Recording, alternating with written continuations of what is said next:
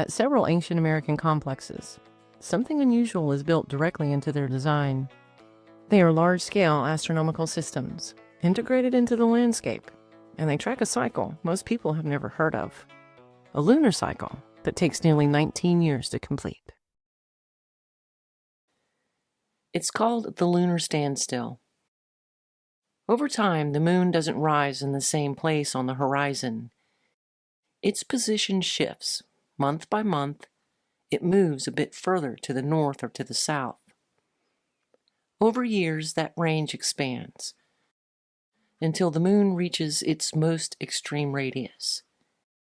Those are the standstills. After that, the pattern reverses. The range contracts again, and the cycle repeats. At its standstills, the moon rises and sets at a point on the horizon that never changes. And because they repeat, they can be relied upon time and time again.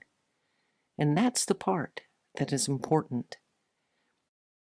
These ancient astronomers tracked this cycle over time, over generations, and recorded them at their largest cultural centers across the continent.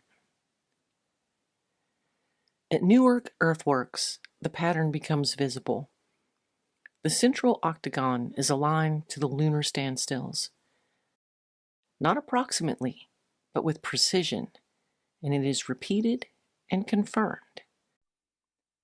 Just 64 miles south of Newark, at Highbanks Works, the same system shows up again. These matching complexes were built at the same time, and they are connected by waterways and possibly roads.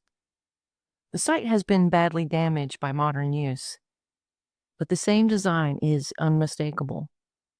A shared understanding of the sky.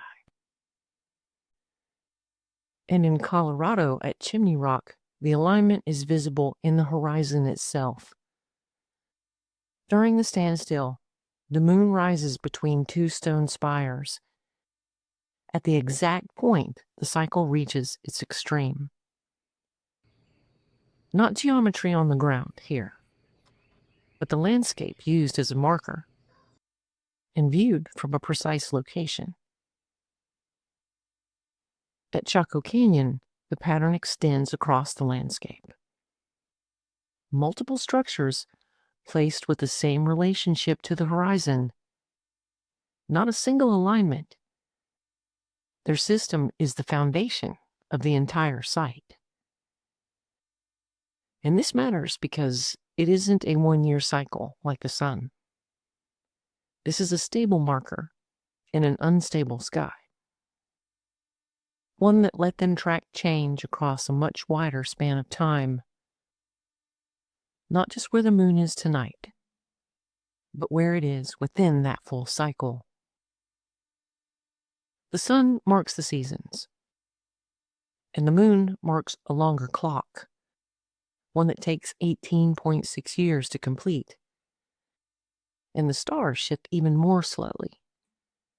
These are three different systems, moving at different speeds, but only one of them gave them a reference point across the span of time. And when you realize that, you start to recognize what these places are doing.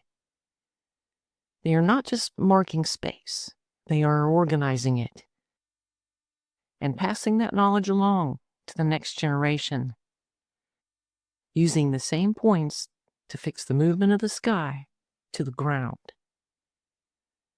The alignments that have been found so far are located at large cultural hubs, once believed to be ceremonial centers, and I'm sure they were used for that.